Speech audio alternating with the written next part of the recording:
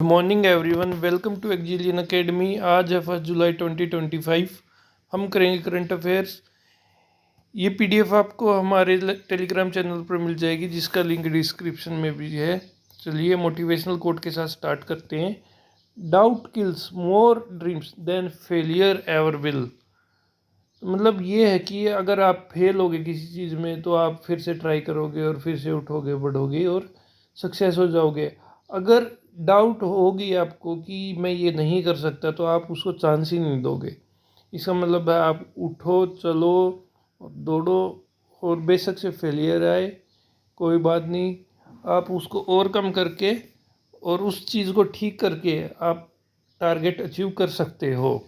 तो first question के साथ स्टार्ट करते हैं। Hul Diwas is observe to commemorate which of the following historical event. ये है संथाल अपराइजिंग।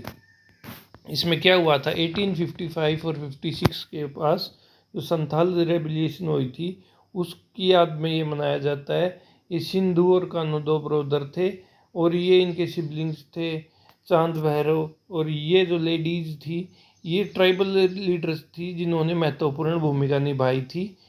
और 30 जून को मोदी जी ने इनको ट्रिब्यूट भी दी है और एक मैसेज शेयर किया है हिंदी संथाली स्क्रिप्ट में, जो कि ट्राइबल लीजेसी को होनर करता है। हूल दिवस से सेलिब्रेट किया जाता है रेजिस्टेंस और वैल्यू अगेंस्ट जो ब्रिटिश राज था उसके अगेंस्ट में जो विद्रोह था और जो बहादुरी थी उसको दर्शाता है।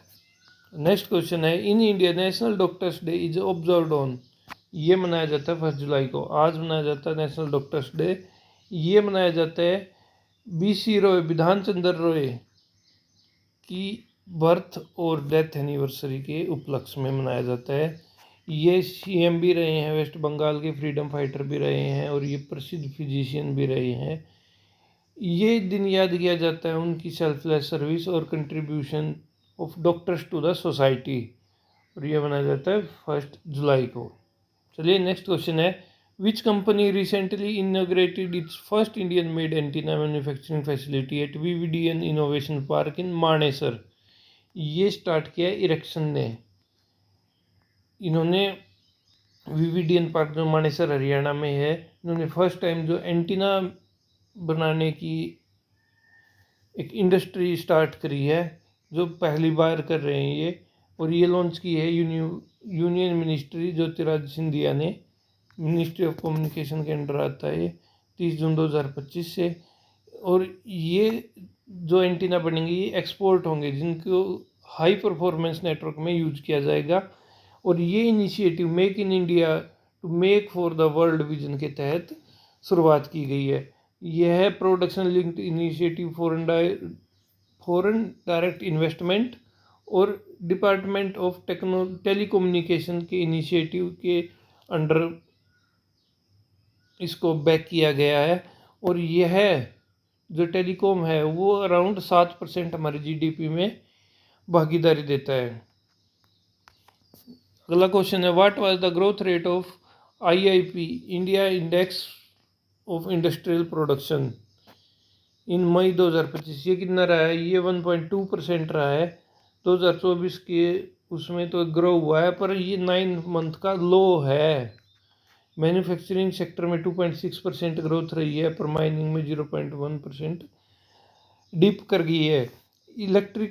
इलेक्ट्रिसिटी आउटपुट भी 5.8% रहा है, जो कि नीचे गिरा है। बेसिक मेटल की परफॉर्मेंस 6.4 रही है, मशीनरी की 11.8 और नॉन मेटेलिक मिनरल प्रोडक्ट्स की 6.9 रही है।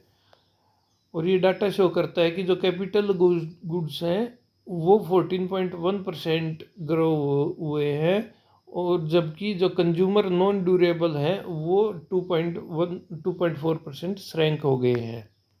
तो नेक्स्ट क्वेश्चन है, the Andhra Pradesh government plan to make the quantum computing centre in Amaravati operational by. ये हो जाएगा 1 जनवरी 2026 तक ऑपरेशनल। इन्होंने जो वहाँ के CM हैं उन्होंने अनाउंस किया है कि एक क्वांटम वैली बनाएंगे, लाइक सिलिकॉन वैली। जिसमें ये बड़ी बड़ी company IBM, TCS, L&T, Larsen and Toubro जैसी कंपनी आंध्र प्रदेश में इन्वेस्ट करेंगी, सपोर्ट करेंगी। ये अपने एक्सपर्टाइज, टेक्नोलॉजी, इन सब के माध्यम से इनको हेल्प करेंगी। और इनका टारगेट है कि 15 अगस्त तक 100 यूज केसेस प्रोड्यूस करे जाएं।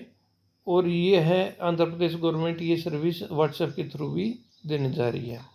नेक्स्ट क्वेश्चन है, which of the following Quad initiative involves observer at the sea engagement by coast guard of member countries. ये है Quad at sea ship observer mission.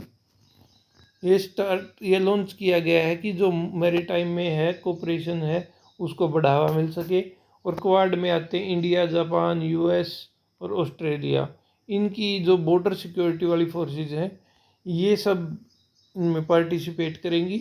और यह अब की बार अपनी तरह का पहला वो है कि जो सी में एक ऑब्जर्वेशन की तरह काम करेगा। और यह जो 2024 में क्वाड समिट हुई थी विलियमगटन डिक्लेरेशन में, उसके बेस पे स्टार्ट किया गया है। इससे इंटरऑपरेटिबिलिटी, डोमेन अवेयरनेस और मैरीटाइम कोऑर्डिनेशन बढ़ेगा।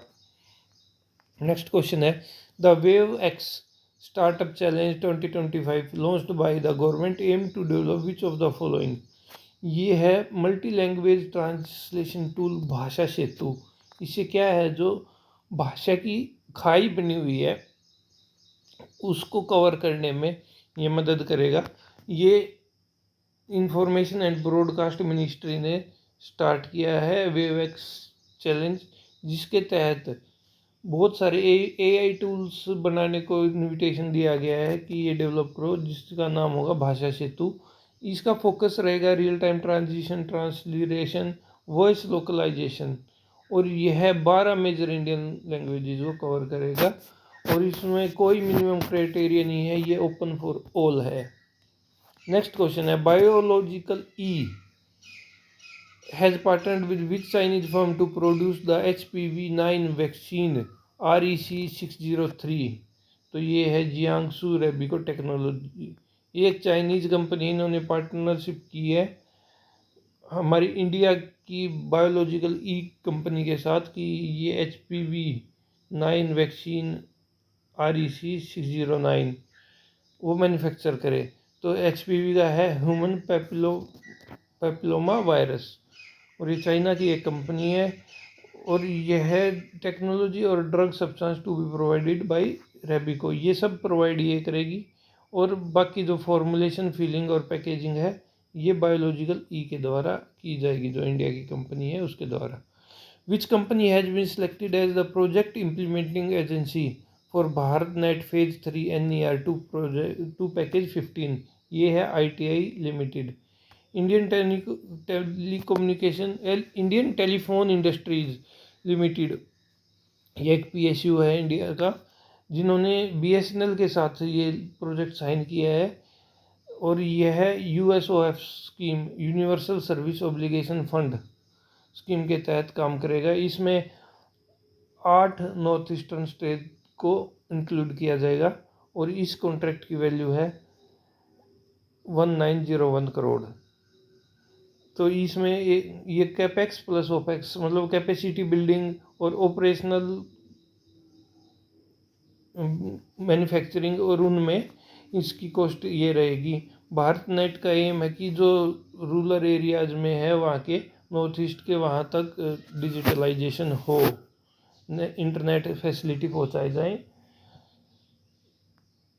अच्छा, अगला क्वेश्चन है, एज पर RBI data what was the bank credit growth to industries in fortnight ended May 30, 2025। इसका आंसर है 4.9%। मतलब कि जो बैंक जो लोन देते हैं उनमें क्या फ़र्क पड़ा है, ये मई 2025 में 4.9% हो गई है। स्लो हो गई है बिल्कुल ही, मतलब ईयर टू ईयर ये लास्ट ईयर थी 7.1% और ये 1% पे पहुंच गई है लार्ज इंडस्ट्रीज़ की। और मीडियम की तो 1%, 1.3% बढ़ी है, 15.5% से 16.8% हो गई है। एग्रीकल्चर क्रेडिट है वो भी बहुत ही कम हो गया है, 21.6 था लास्ट ईयर, 7.25% हो गया अब की बार। सर्विस सेक्टर भी डिक्लाइन हुआ है 9.4%, 20.7% से। तो ये बहुत ही मतलब गलत ही है, एक इकोनॉमी के लिए नेगेटिव साइन है। तो इसमें कुछ करना चाहिए, आरबीआई कुछ करेगी। तो ये हमारा लास्ट क्वेश्चन था। तो चैनल को सब्सक्राइब कर दीजिए, शेयर कर दीजिए, कोई भी डाउट हो कमेंट कर दीजिए, सजेशन कमेंट कर दीजिए। और इस पीडीएफ का लिंक आपको हमारे डिस्क्रिप्शन में मिल जाएगा। Thanks for watching, have a nice day.